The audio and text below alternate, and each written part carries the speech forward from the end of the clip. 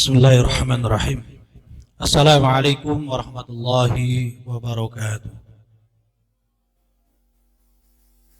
Innal hamdalillah nahmaduhu wa nasta'inuhu wa nastaghfiruh wa na'udzu billahi min shururi anfusina wa min sayyiati a'malina. May yahdihillahu fahuwal muhtadi wa may yudlil falan tajida lahu waliyyan mursyida. أشهد أن لا إله إلا الله وحده لا شريك له وأشهد أن محمدا عبده ورسوله الذي لا نبي ولا رسول بعده.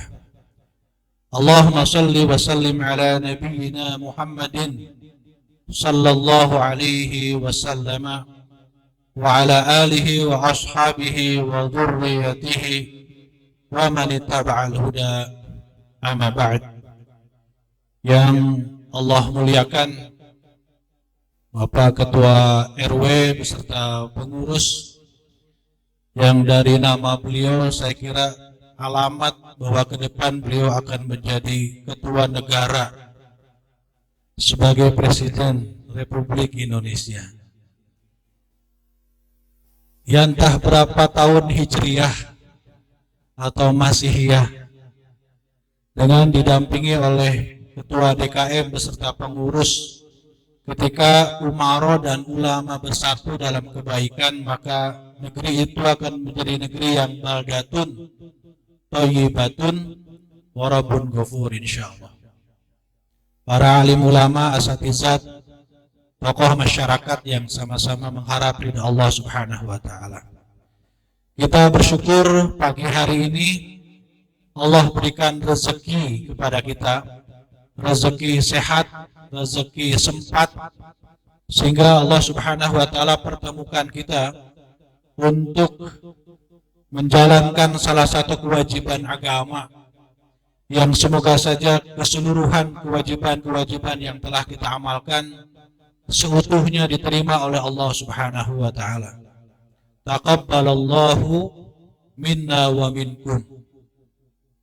Salawat serta salam semoga terlimpah kepada Rasulullah Muhammad sallallahu alaihi wasallam. Insyaallah kita semua yang tulus mencintai beliau, yang istiqomah meneladani beliau, di surga kelak kita membersamai beliau sallallahu alaihi wasallam. Hadirin para jamaah yang dirahmati Allah, kita hadir pagi ini di masjid kita tercinta, Masjid Sakinah Warahmah. Saya lupa tanya tadi di kantor, kenapa tidak ada mawadahnya.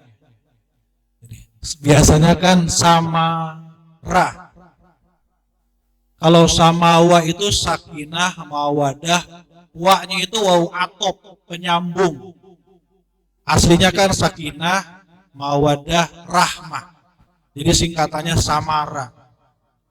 Kalau samawa ya sakinah, mawadah, dan apa-apa yang bisa dibawa. Samawa. Mawadahnya ini juga pasti ada sejarahnya, pasti ada filosofinya. Di masjid kita tercinta sakinah dan warahmah ini. Mestinya nggak pakai dan lagi karena sudah ada wa di situ. Sakinah dan rahmah ini.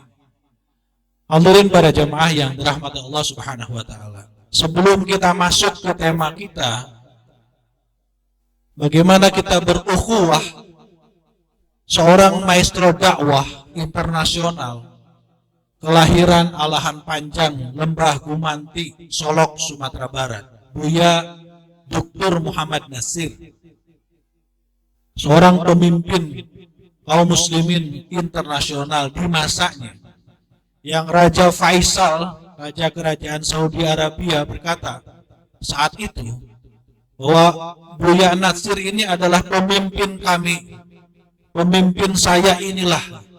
Raja Arab berkata ada seorang manusia Indonesia yang dianggap sebagai pemimpin beliau. Nah, sosok itu adalah seorang pahlawan nasional, pahlawan perjuangan kemerdekaan bangsa, Buya Dr. Muhammad Nasir.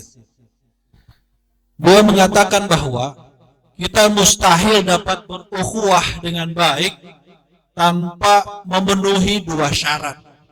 Syarat yang pertama adalah syarat iman. Syarat yang kedua adalah syarat teguh memegang pedoman hidup muslim, yakni Al-Quran dan As-Sunnah. Syarat iman itu kemudian beliau ilustrasikan kepada ilustrasi yang sangat indah, yakni terkait dengan bagaimana kita mengetahui hakikat kemanusiaan kita. Coba Bapak Ibu barangkali sampai seusia kita saat ini mungkin masih bertanya-tanya, dan pertanyaan itu barangkali juga belum mendapatkan jawabannya. Pertanyaannya adalah, faktor apa yang membuat kita boleh mengklaim diri sebagai manusia adalah makhluk yang paling mulia, paling tinggi derajatnya, paling hebat martabatnya, paling terhormat dibandingkan makhluk-makhluk Allah yang lain?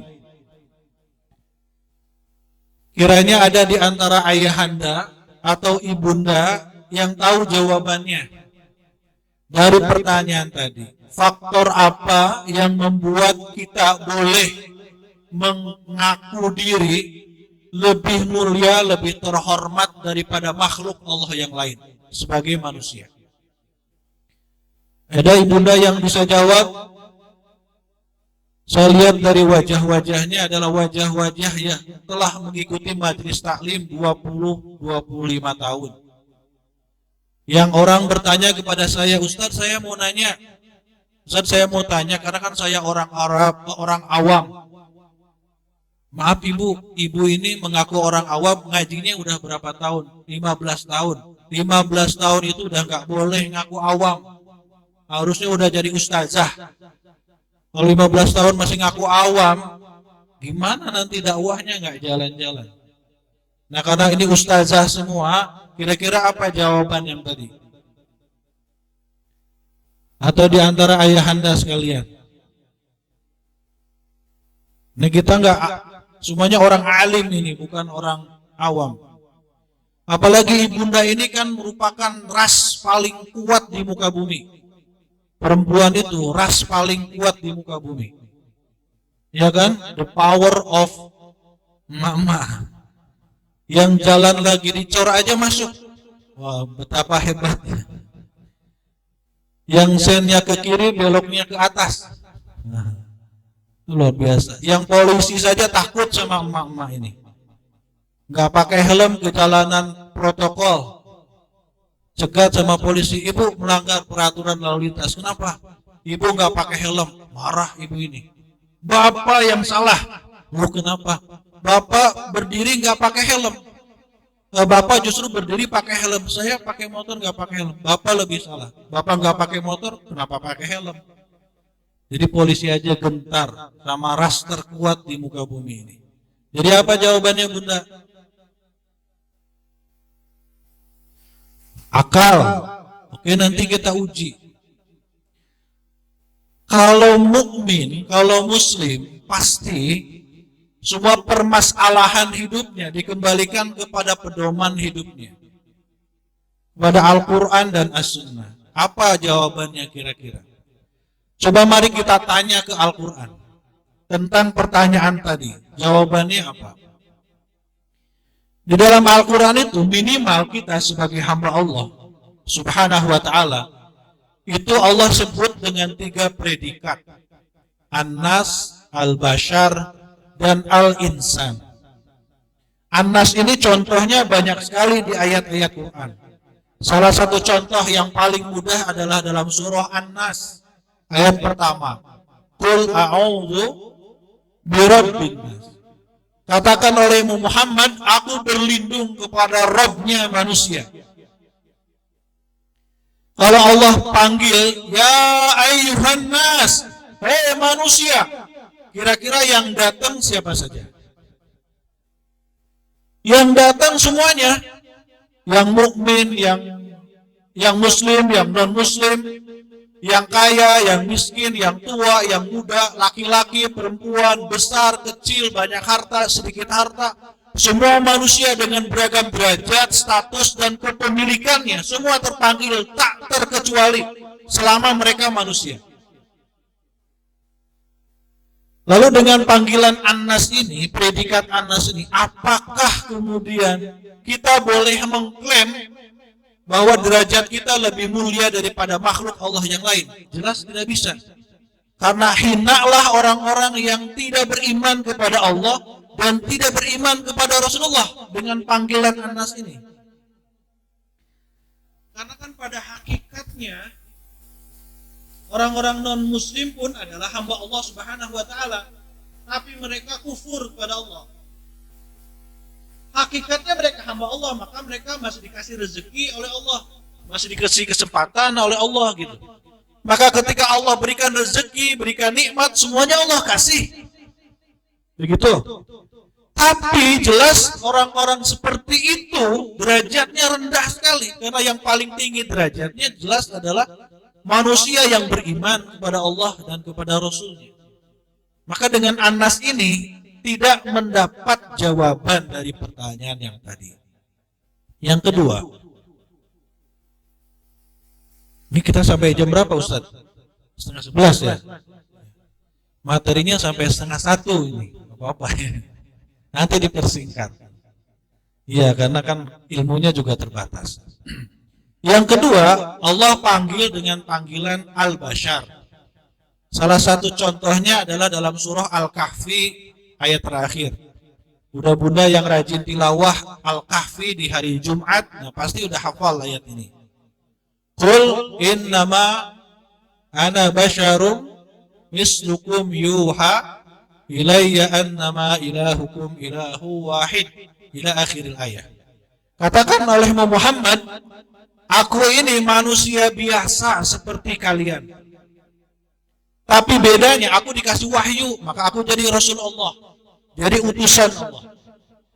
Jadi secara fisikly, karena menurut para ulama ahli gramatika bahasa Arab, Al-Bashar ini lil hissiyah, menunjukkan physically, jasmani, jasad, nah itu Al-Bashar. Jadi kata Nabi Muhammad, secara fisik, secara manusiawi, aku ini sama seperti kalian. Kalau dicubit, kalau ditonjok, kalau dipukul, sama sakitnya seperti kita dicubit, dipukul, ditonjok. Kalau dielus, kalau dipijit, sama senangnya seperti kita dielus dan dipijit. Kalau dicaci, sama berdukanya. Kalau dipuji, sama bahagianya. Secara manusiawi, tidak ada perbedaan antara Rasulullah dengan kita. Sama-sama manusia. Itulah kenapa kita harus bersyukur. Kenapa Nabi Muhammad sebagai Rasulullah itu diutus dari golongan kita, dari golongan manusia? Sebab kalau diutus dari golongan jin, kita nggak bisa memenuhi perintah Allah untuk meneladani beliau.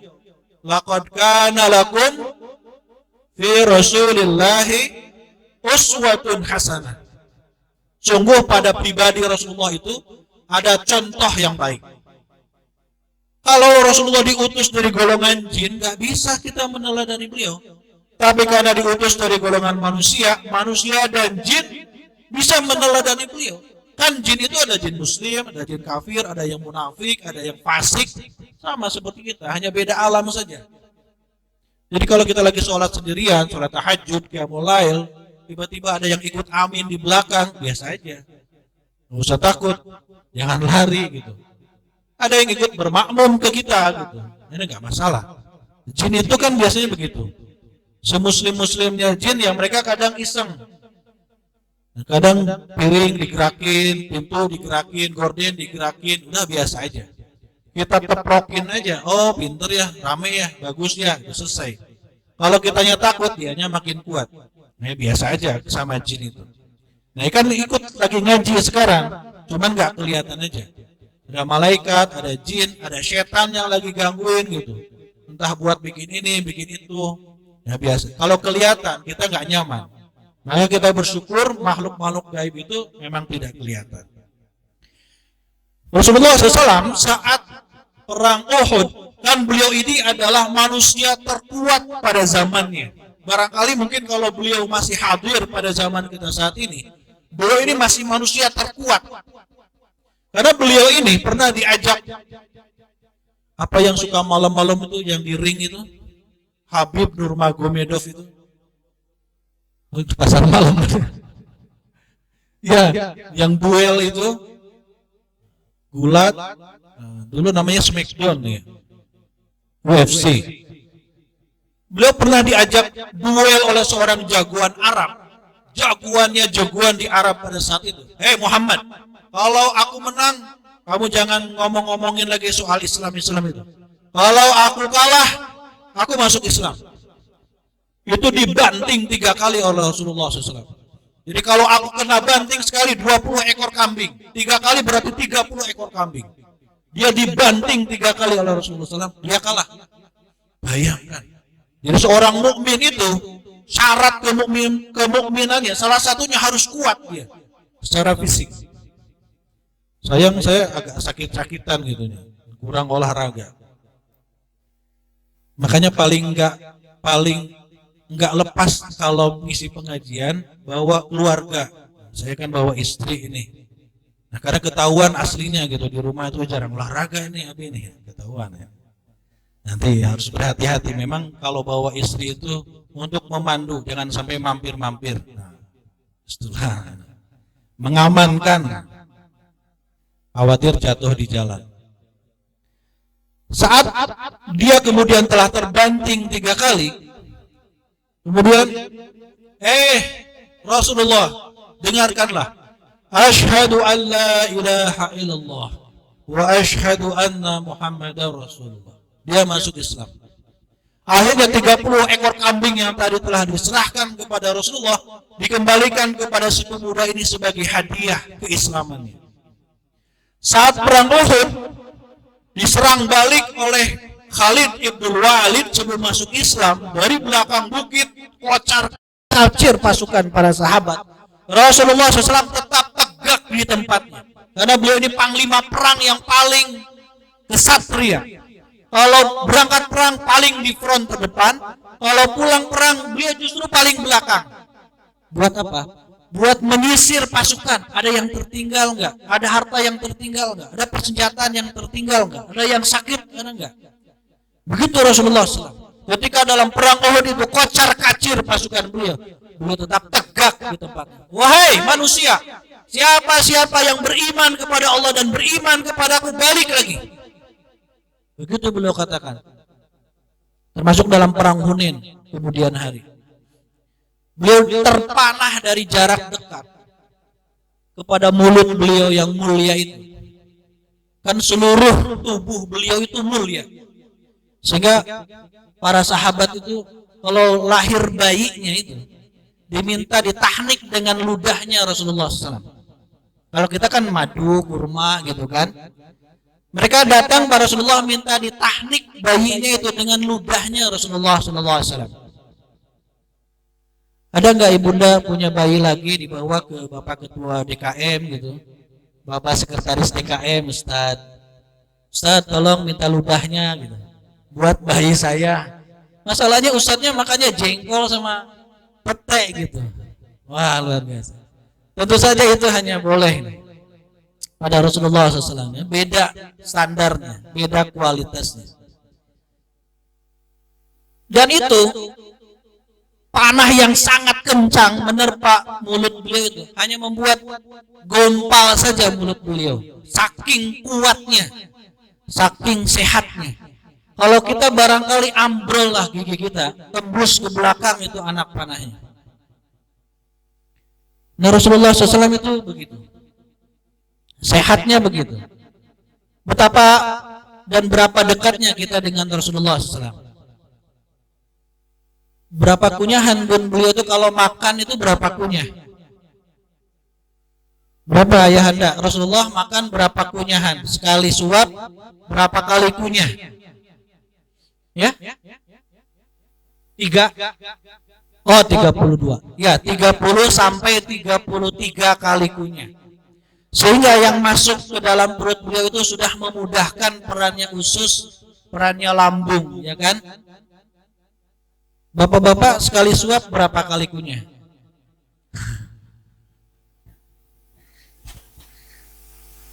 Jangan-jangan nggak dikunyah gitu. masuk ke mulut langsung, apalagi menjelang jelas berbuka puasa. Mungkin gak dikunyah, sehingga meskipun 4 sehat 5 sempurna plus halal, kok jadi sakit. Caranya tidak sesuai dengan cara Rasulullah SAW. Nah, salah satunya seperti itulah. Memang beda kita kan cuma sedikit dengan Rasulullah. Rasulullah itu sedikit makan, kita sedikit-sedikit makan. Rasulullah sedikit tidur, kita sedikit-sedikit tidur. Ya bedanya sedikit lah kita dengan Rasulullah SAW. Nah itu al-bashar ini menunjukkan physically terkait dengan jasmani kita. Dengan Rasulullah itu kita nggak ada bedanya secara fisik. Maka kemudian suatu ketika Rasulullah SAW ini sedang duduk-duduk dengan para sahabat. Lalu kemudian beliau berjalan begitu saja. Lama-kelamaan beliau tidak terlihat gitu. Entah belok, entah karena jauh. Para sahabat menunggu-nunggu. Lalu tiba-tiba beliau datang lagi. Kata para sahabat, ya Rasulullah, Anda dari mana saja tadi? Barusan, kalau boleh kita dramatisasi, ibu-ibu majelis taklim kaum jin itu ngundang pengajian gitu. Kalau boleh kita narasikan seperti itu. Mereka bertanya tentang apa makanan kami dan apa makanan binatang peliharaan kami. Istilahnya. Kata Rasulullah, makanan kalian adalah sisa-sisa makanan manusia dan manusia makan yang tidak mengucapkan Bismillahirrahmanirrahim. Apa doa mau makan itu? Allahumma barik lana bima razaqtana wa qina adzabannar. Atau Allahumma barik lana fihi wa at'imna khairam minhu.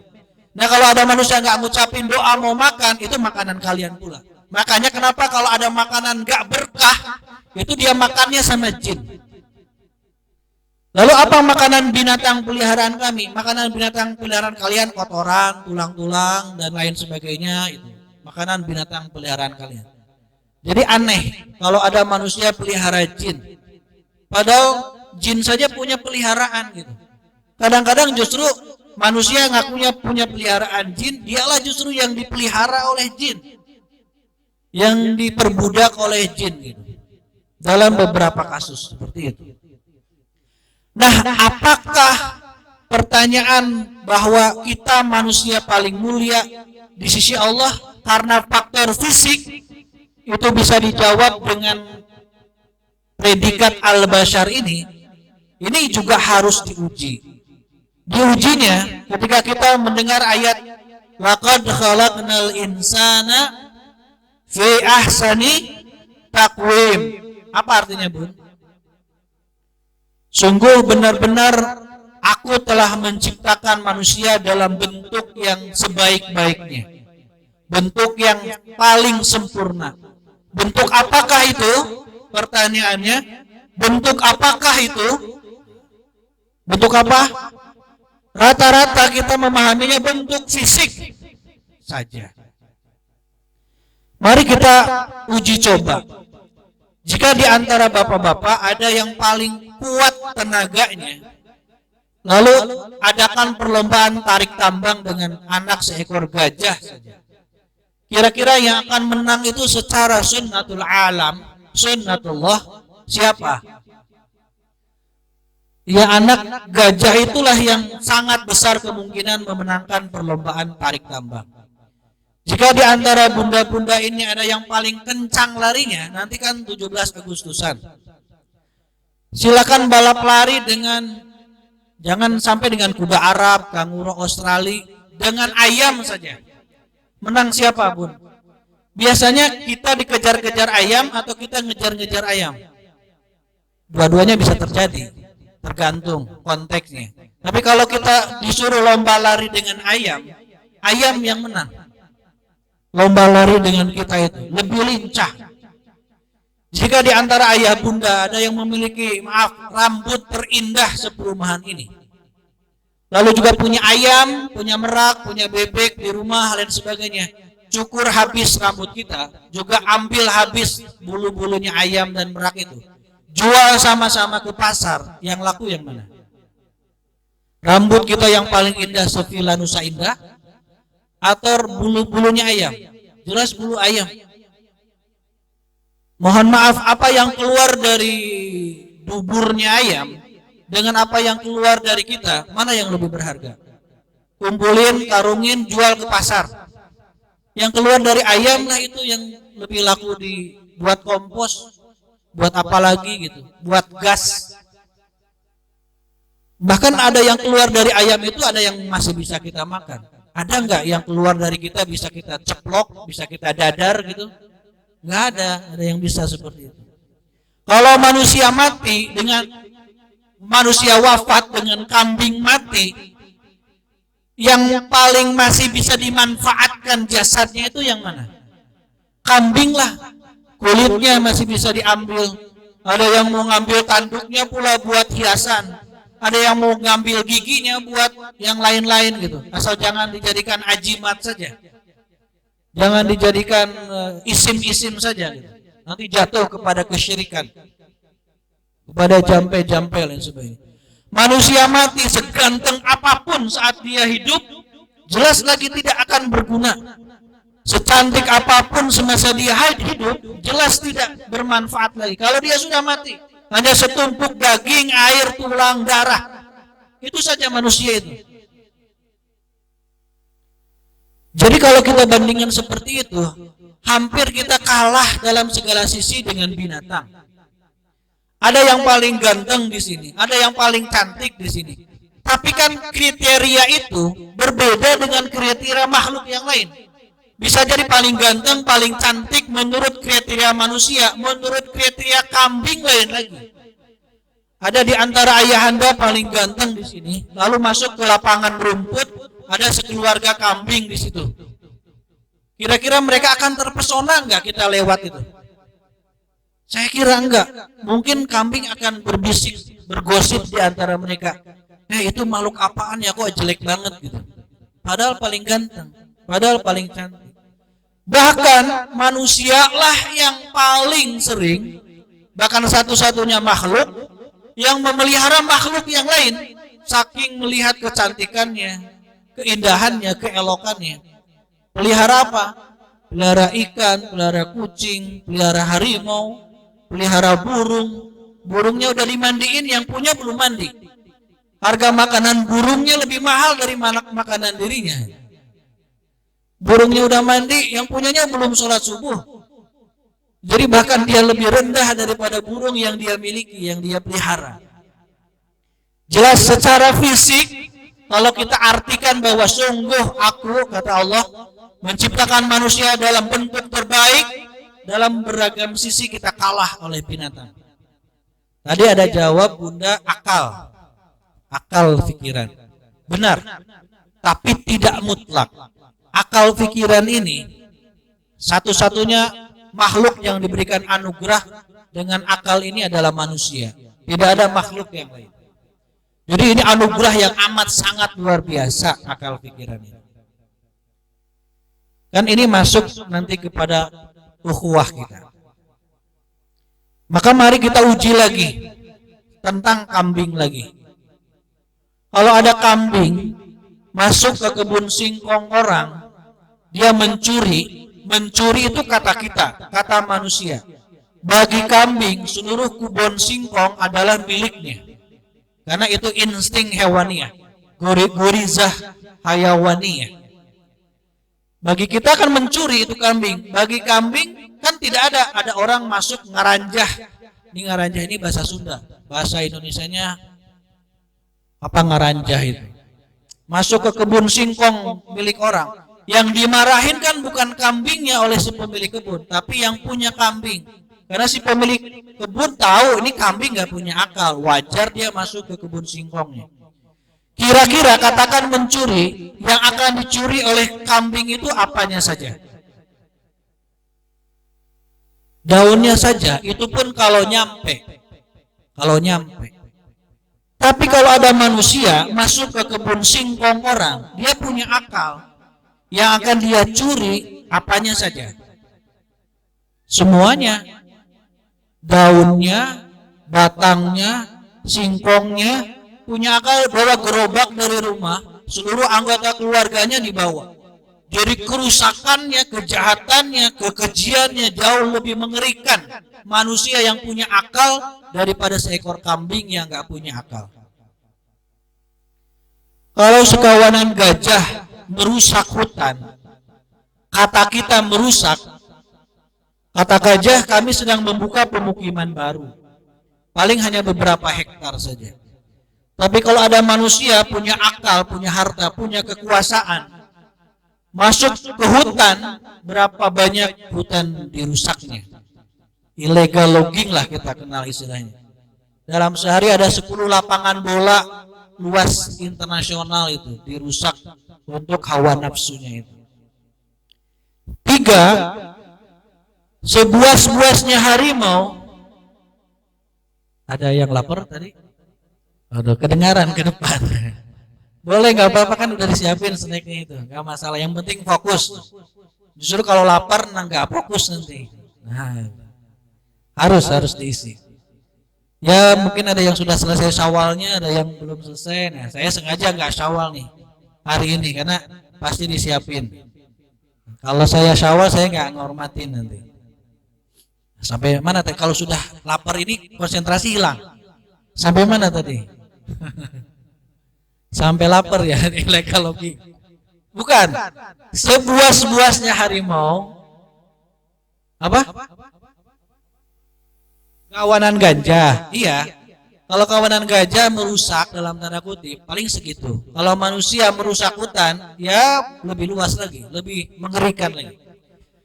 3, sebuas-buasnya harimau, sejahat-jahatnya harimau. Kan kata kita harimau itu buas. Kata rusa, kata kelinci, kata kijang, kata kerbau yang dimakan oleh si harimau biasa-biasa aja tuh. Ekosistem makanannya kan memang begitu, rantai makanannya. Si kelinci nggak merasa dizalimi oleh harimau ketika dia ditekuk oleh harimau itu.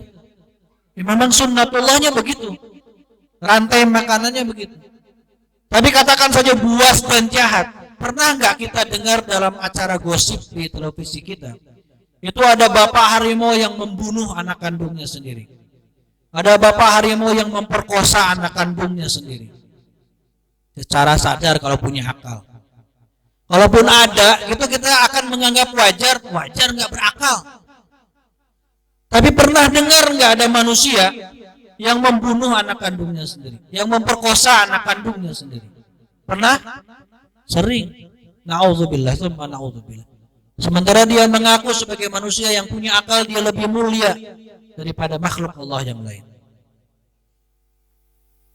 Jadi apa faktor terpenting yang nantinya kaitannya dengan fondasi utama ukhuwah kita? Itu adalah faktor iman. Karena akal, harta, jabatan tanpa iman, daya rusaknya jauh lebih mengerikan dibandingkan merusaknya binatang dan makhluk-makhluk Allah yang lain. Karena dia punya akal. Kalau nggak pinter, yang korupsi itu sedikit korupsinya. Karena pinter, makanya dia banyak korupsinya. Kalau korupsi sedikit, disebutnya nggak berakal, karena punya akal. Makanya korupsinya banyak. Kalau bodoh, korupsinya pasti sedikit. Ya kan? Nanti nggak ada buat nyuap sipir penjara, biar di penjaranya agak-agak adem gitu kan. Ada AC-nya dan lain sebagainya. Itu karena pintar, karena berakal. Tapi karena nggak dibimbing oleh iman, nah akalnya jadi jahat. Hadirin jamaah yang dirahmati Allah Subhanahu wa taala. Maka jawabannya di Al-Insan ini yang ketiga, bahwa bukan hanya faktor bentuk fisik kita diciptakan sempurna oleh Allah. Karena summa radadnahu asfara safilin, manusia-manusia ini yang telah diciptakan bentuknya sempurna justru akan dimasukkan ke dalam aspalnya neraka, keraknya neraka. Barangkali ini kan aspal ini dari bahasa Arab. Rendah itu kan sapala rendah. Paling rendah isim tabdil dari aspal, paling rendah. Keraknya neraka. Siapa yang akan menghuni keraknya neraka?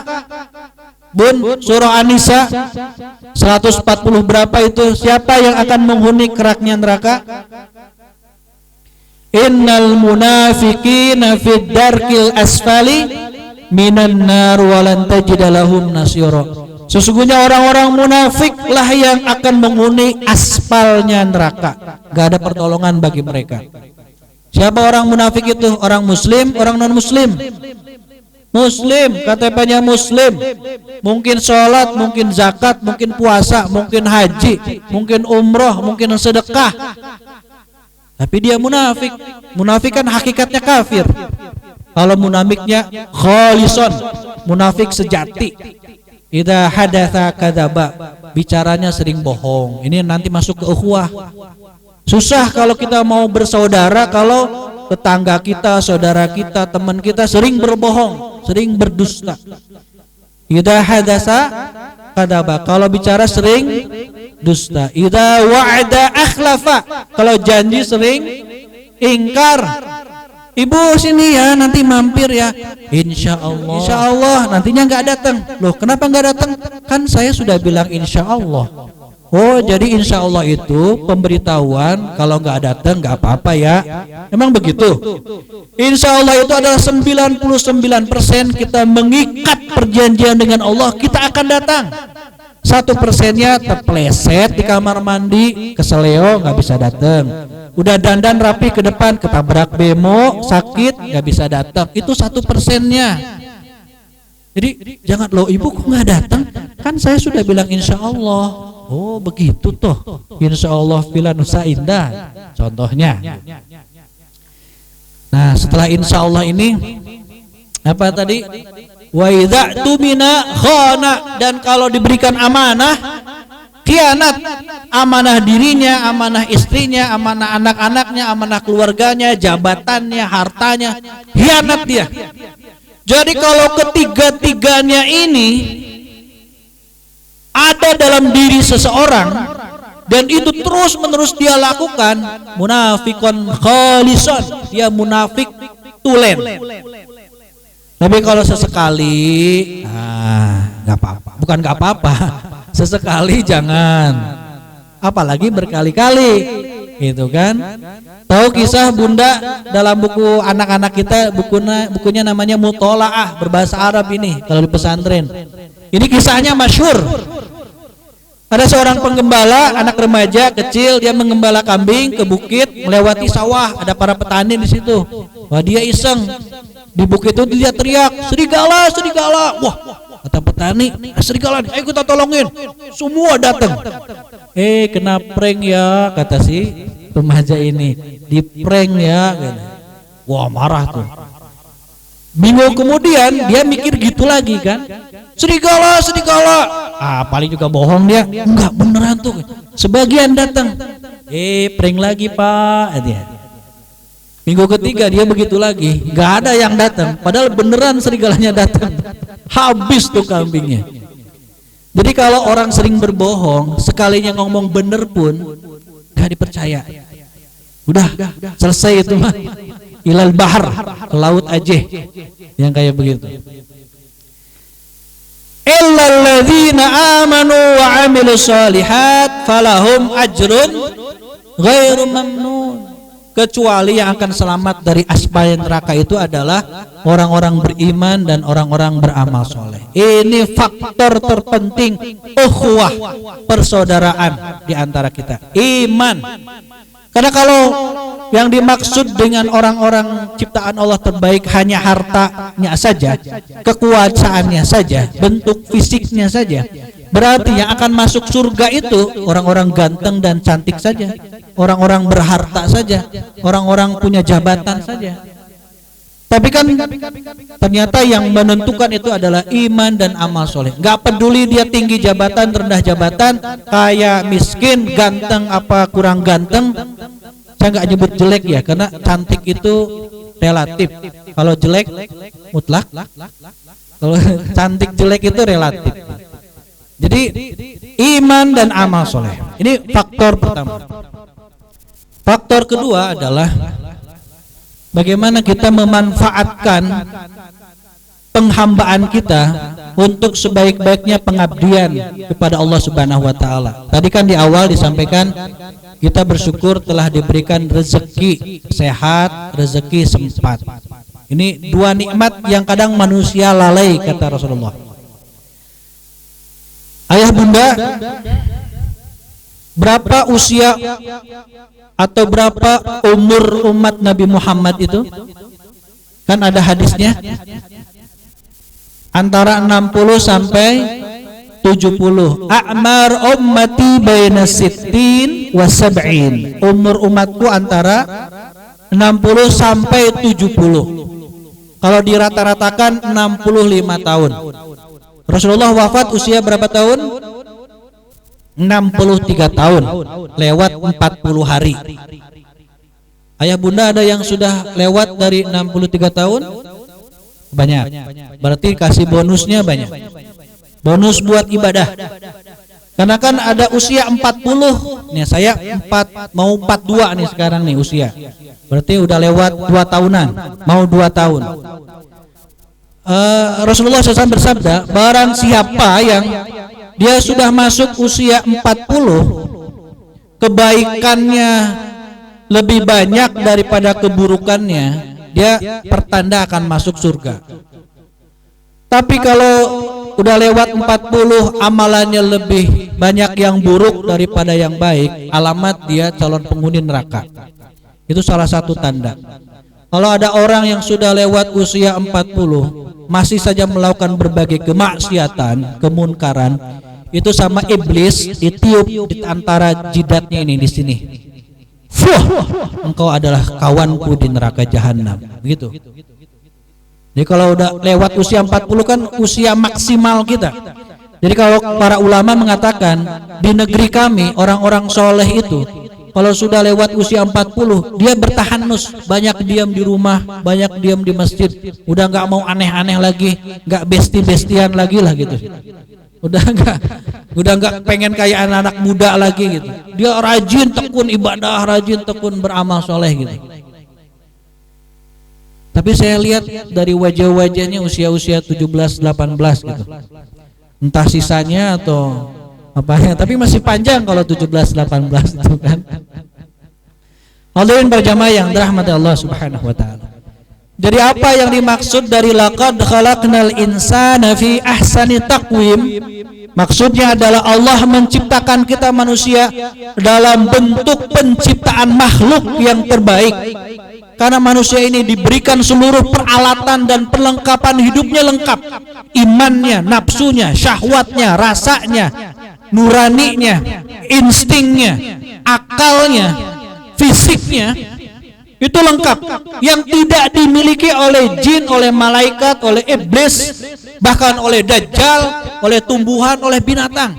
Manusialah satu-satunya makhluk Allah yang diberikan perlengkapan hidup sangat lengkap untuk dapat jadi hamba Allah yang baik. Bahkan kalau kurang, Allah kirimkan Rasulnya untuk membimbing. Allah turunkan Al-Quran untuk jadi pedoman hidupnya. Maka dalam surah Ar-Rahman berapa kali Allah itu mempertanyakan kepada kita? Berapa kali? Fabi ayyi ala rabbikuma tukadziban. Dengan seluruh perlengkapan hidup untuk jadi hamba Allah yang baik dan benar itu, terus kau masih saja bermaksiat, kau masih saja berbuat munkar, mana nikmat mana lagi yang akan kalian dustakan ini, kata Allah Subhanahu wa taala. Itu yang kedua ini.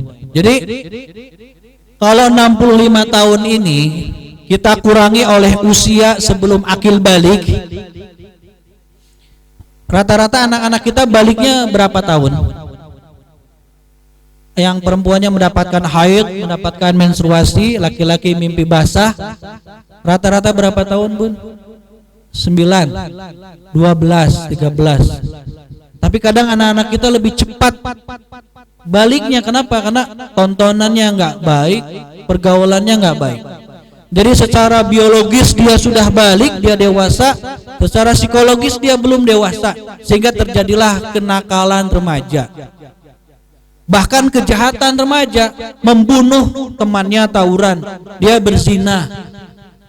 Kenapa? Secara biologis dia sudah matang, secara psikologis dia belum matang. Makanya dalam Islam itu tidak dikenal istilah remaja. Dalam Islam tidak ada fase remaja.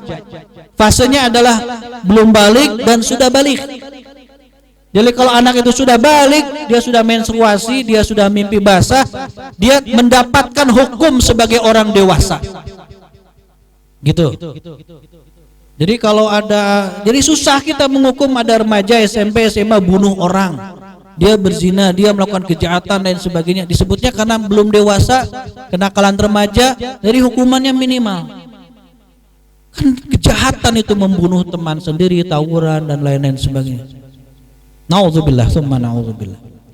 Ya kalau dikurangi katakan rata-ratanya 15 tahun baru balik. Jadi 65 tahun jatah usia kita dikurangi berapa? 15 tahun jadi berapa tahun? 50 tahun. Inilah jatah murni usia kita untuk ibadah. Kan usia itu amanah juga. Untuk apa? Untuk ibadah kepada Allah Subhanahu wa taala. Karena satu-satunya tugas hidup manusia itu ibadah. Wa ma khalaqtul jinna wal insa illa liya'budun. Aku ini tidak akan menciptakan jin dan manusia kecuali tugasnya untuk ibadah. Ibadah dalam makna yang luas, bukan hanya ibadah mahdhah saja. Nah, 50 tahun ini kita bagi-bagi. Satu, kalau kita tidur sehari berapa jam? Yang ideal kabarnya kan 8 jam. Kalau usia kita 50 tahun, sehari kita tidur 8 jam, kita telah tidur 16 tahun 7 bulan. Kalau dibulatkan 17 tahun kita tidur tanpa pernah bangun ketika usia kita 50 tahun. Enak betul itu, apalagi yang pelor gitu. Yang bisa lebih dari 8 jam dalam sehari gitu. Atau kalau Ramadan pakai hadis yang masih diperbincangkan derajatnya gitu. Tidur itu ibadah gitu kan. Nah ini derajat hadisnya kan masih diperbincangkan. Ya nggak apa-apa kalau niatnya karena lagi puasa gitu kan, kita istirahat nih. Kalau 8 jam kita tidur sehari, usia kita 50 tahun, kita telah tidur 17 tahun tanpa pernah bangun. Sedikit lagi mau mengalahkan rekornya Ashabul Kahfi. Jauh sebenarnya kan. 17 tahun enak betul itu. Yang belum tentu bernilai ibadah, bernilai pahala. Bisa jadi niat tidurnya keliru. Saya tidur lebih awal, nanti malam atau semalam ada Liverpool lawan Chelsea. Berapa hasilnya skornya Pak? 6-5. Saya kasih tahu aja ya. Dan saya juga nggak nonton, lihat hasilnya aja. Kalau udah seumuran 40-an itu udah nggak kuat lagi nonton malam-malam. 6-5 adu penalti. Nah, nggak tahu juga siapa. Anak saya hafal. Lagi demamnya begitu. Niat tidurnya salah, bukan nanti malam saya mau sholat qiyamul lail, saya tidur lebih awal. Atau tidurnya nggak ngucapin dulu Bismika Allahumma ahya wa bismika amut. Atau nanti ditambahin ada ibadah yang lain. Apa itu doanya? Allahumma jannibna syaitan wa jannibi syaitan ma razaqtana. Doa apa itu Bun? Doa smackdown. Itu ibadah itu. Ibadah paling nikmat, ibadah paling lama itu berkeluarga. Nah, salah satunya adalah itu. Oh iya, siap. Baik. Ya. Ini baru bagian pertama. Lanjutkan sedikit lagi. Jadi 17 tahun belum tentu tidur kita berpahala, sia-sia. Dua, kalau kita beraktivitas dalam sehari 12 jam, katakan bekerja kita 12 jam, umur kita 50 tahun, itu kita telah beraktivitas selama 25 tahun. Belum tentu juga bekerja kita selama 25 tahun itu isinya amal soleh. Kalau bekerjanya bukan diniatkan karena Allah, juga bekerjanya tidak sesuai dengan cara yang disukai oleh Allah. Niat bekerjanya karena riya katakan, atau niat bekerjanya karena selain Allah Subhanahu wa taala. Cara bekerja yang tidak disukai oleh Allah. Pakai ilmu kodok loncat, jilat atas, injak bawah, sikut kanan, sikut kiri. Itu ilmu kodok loncat cara bekerjanya. Tidak disukai oleh Allah Subhanahu wa taala. Jadi kalau itu yang dikerjakan 25 tahun sia-sia. Ketiga, kalau kita santai-santai seharinya 4 jam, umur kita 50 tahun, maka kita telah bersantai-santai 8 tahun lamanya. Kalau bapak-bapak pulang kerja lalu duduk nyantai, lihat burung, lalu kemudian ngopi, temenin kulubuhui sama istri tercinta 4 jam lah katakan. Kalau bunda-bunda pagi-pagi selesai nganterin anak, selesai suami berangkat, masak selesai, nyapu ngepel selesai, tinggal masak. Ya, belum ya, tinggal masak. Lalu ada tukang sayur lewat kan pagi-pagi. Nah, bunda-bunda lalu ngumpul di situ, keperluannya 5 menit, ngumpulnya 5 jam. Di bawah pohon ceri, namanya seminar setengah hari. Nah, di situ apa saja diobrolkan pokoknya. Nah, kalau tidur 17 tahun, kerja 25 tahun, nyantai-nyantai 8 tahun, kayaknya udah lengkap 50 tahun. Tambah nanti ibadahnya sholat, katakan 2 tahun. 2 tahun ini kalau kita sholat 5 kali sholat dalam sehari semalam, kalau sekali sholatnya 5 menit, kita sholat pakai jalur apa ini? Jalur tol atau jalur protokol biasa? Itu tergantung. Kata Agim, kalau mau lihat orang sholatnya ikhlas atau enggak, lihatlah sholatnya kalau lagi sendirian dan kalau lagi berjamaah. Kalau sendirian kayaknya kecepatannya bisa lebih cepat. Nah, ya enggak semua tentu saja. Katakan 5 menit, 5 menit kali 5, 25 menit atau 10 menit saja. 10 menit kali 5, 50 menit, genapkan dengan sholat rawatib, jadi 60 menit 1 jam. Sehari kita sholat 1 jam, sholat wajib dan tambah sholat nawafil. Kalau umur kita 50 tahun, sholatnya sehari cuma 1 jam, cuma 2 tahun tak berhenti kita sholat terus menerus. Sementara tidurnya 17 tahun, bekerjanya 25 tahun, nyantai-nyantainya 8 tahun. Sholatnya cuma 2 tahun dan belum tentu sholat 2 tahun itu diterima pula oleh Allah Subhanahu wa taala. Kalau tidak memenuhi 2 syarat, ikhlas karena Allah dan sesuai dengan contoh Rasulullah SAW. Nah, bayangkan itu. Jadi kalau bukan karena rahmat Allah, kita itu gak mungkin masuk surga. Karena ada orang 500 tahun hidup, dia ibadah semua isinya, amal soleh semua. Dia dihadapkan kepada persidangan Allah. Kata Allah, masukkan dia ke dalam surga karena rahmatku. Orang ahli ibadah ini berkata, ya Allah, aku gak mau. Aku ingin masuk surga karena ibadahku. Ya sudah, coba dihitung, ditimbang. Ibadah engkau 500 tahun dengan nikmat yang aku berikan kepada tubuhmu saja. Ternyata enggak seimbang, jauh lebih berat nikmat Allah di tubuhnya dibanding amal ibadahnya 500 tahun itu. Jadi kenapa kita harus berharap ibadah karena Allah Subhanahu wa taala dan mendapatkan rahmat Allah Subhanahu wa taala. Jadi inilah yang harus kita hitung agar kemudian tidak ada waktu lagi bagi kita untuk dengki sama orang, untuk iri sama orang, untuk hasud sama orang. Ini kan ukhuwah. Untuk takabur kepada orang. Gak ada waktu lagi. Karena menurut matematika langit, usia kita 63 tahun 20 hari itu hanya 1,5 tahun. 1,5 hari, maaf 1,5 jam. Jadi usia kita 63 tahun, menurut matematika langit itu cuma 1,5 jam hidup kita itu. Jadi nggak ada waktu lagi untuk berbuat hal-hal yang nggak benar, hal-hal yang buruk. Yang terakhir, kesimpulan dari itu semua, Allah Subhanahu wa taala berfirman dalam surah Al-Hujurat ayat yang ke-10. Innamal mu'minuna ikhwah fa aslihu baina akhwaikum wattaqullaha la'allakum turhamun. Sesama orang beriman itu bersaudara, yang persaudaraannya jauh lebih kuat daripada persaudaraan sedarah. Kalau bertengkar di antara saudara beriman itu, islahkan, bereskan, akurkan. Bertakwalah kepada Allah agar kalian mendapatkan rahmat. Jadi pertengkaran akan menghilangkan rahmat. dan rahmat itu akan hadir kalau tiap orang beriman bertakwa kepada Allah Subhanahu wa taala. Memang sesekali akan ada pertengkaran di antara orang-orang beriman. Tapi kewajiban orang beriman lainnya adalah mengislahkan di antara orang yang bertengkar itu. Karena Rasulullah bersabda, la yahillu li muslimin an yahjur akhahu fawqa salasi layalin.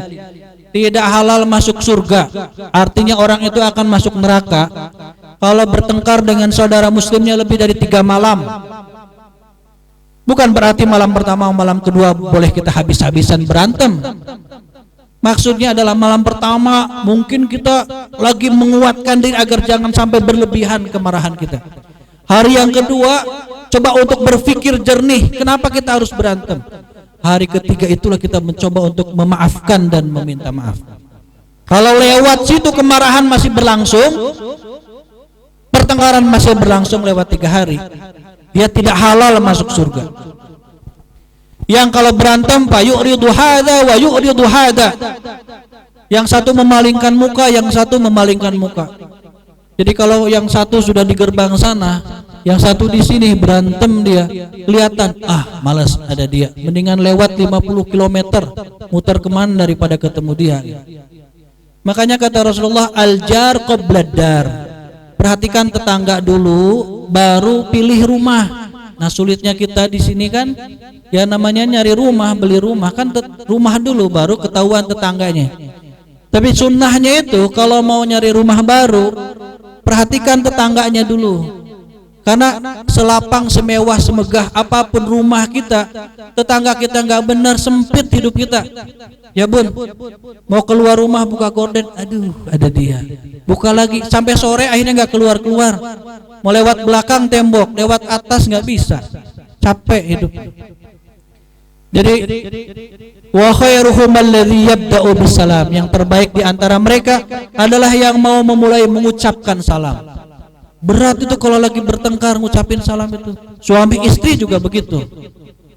Bukan begitu Mi?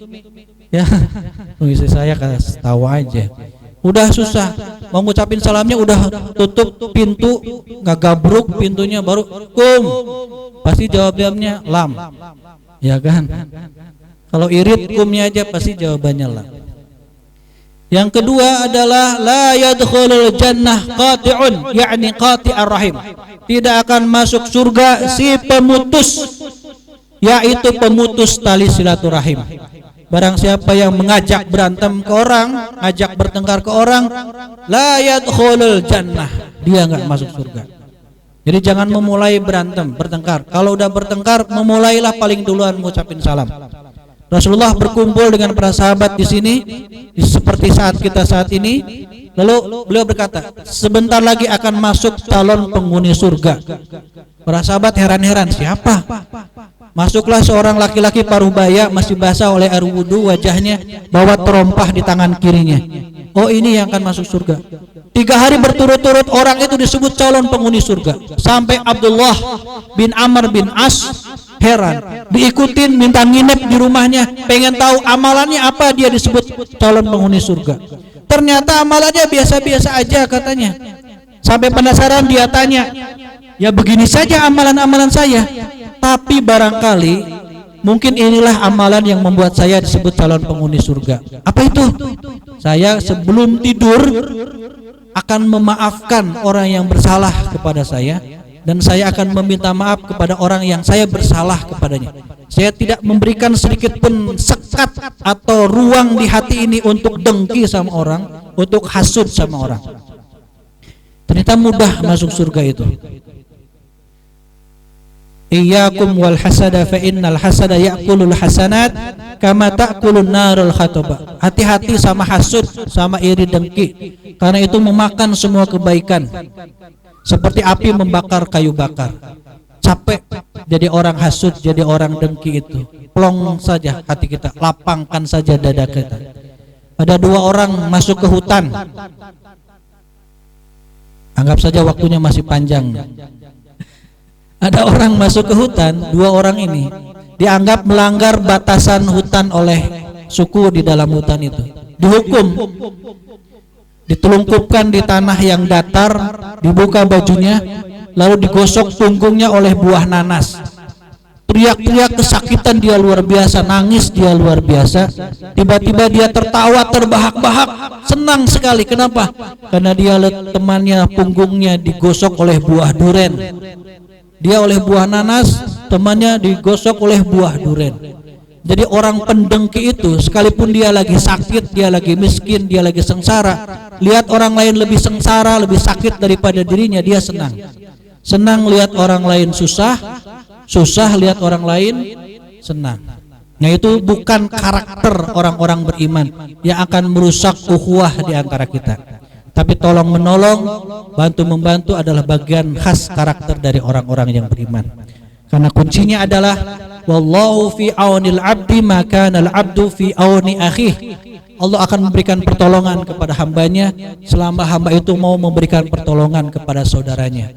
Jadi kunci kita keluar dari kesulitan adalah utamakan orang lain, tolong orang lain. Maka kemudian kita akan ditolong, akan dibantu oleh Allah Subhanahu wa ta'ala. Saya kira itulah materi sederhana yang bisa kita diskusikan, bisa kita sharing pada siang hari ini. Mudah-mudahan Allah Subhanahu wa ta'ala menjadikan kita semua adalah pribadi-pribadi yang baik, pribadi-pribadi yang beriman dan bertakwa. Ketika pribadi-pribadi itu baik, maka keluarganya akan menjadi keluarga-keluarga yang baik. Kalau keluarga-keluarga Indonesia ini baik, maka Indonesianya juga akan baik. Maka kebaikan Indonesia sangat bergantung kepada kebaikan pribadi manusia-manusia Indonesia dan keluarga-keluarga Indonesia. Dan inilah yang harus kita awali sebagai orang-orang yang beriman kepada Allah dan Rasulnya, menjadi pribadi-pribadi yang baik dengan tuntunan dan ajaran dari Allah Subhanahu wa ta'ala dan Rasulnya. Allahumma ighfir lil mu'minina wal mu'minat wal muslimina wal muslimat al ahya'i minhum wal amwat innaka sami'un qaribun mujibu da'wah wa ya qadil hajah. Allahumma arinal haqqa haqqan warzuqna tiba'ah wa arinal batila batilan warzuqna sinabah. Allahumma a'inna ala dhikrika wa syukrika wa husni ibadatika. Allahumma la mani'a lima a'taita wa la mu'tiya lima mana'ta wa la yanfa'u dal jaddi minkal jadd. Allahumma thabbit qulubana ala dinik. Allahumma thabbit qulubana ala dinik. Allahumma thabbit qulubana ala dinik. Allahumma ighfir lana wa liwalidayna warhamhuma kama rabbayana shighara. Allahumma rabbana hab lana min azwajina wa dhurriyyatina qurrata a'yun waj'alna lil muttaqina imama. Allahumma rabbana atina fid dunya hasanah wa fil akhirati hasanah wa qina adzaban nar. Allahumma ansur ikhwanana al muslimina al mujahidina fi Filistin. Allahumma ansur ikhwanana al muslimina wal mujahidina fi Filistin. Allahumma ansur ikhwanana al muslimina wal mujahidina fi kulli makan wa fi kulli balad. Subhana rabbika rabbil izzati amma yasifun wa salamun alal mursalin walhamdulillah rabbil alamin. Assalamualaikum warahmatullahi wabarakatuh.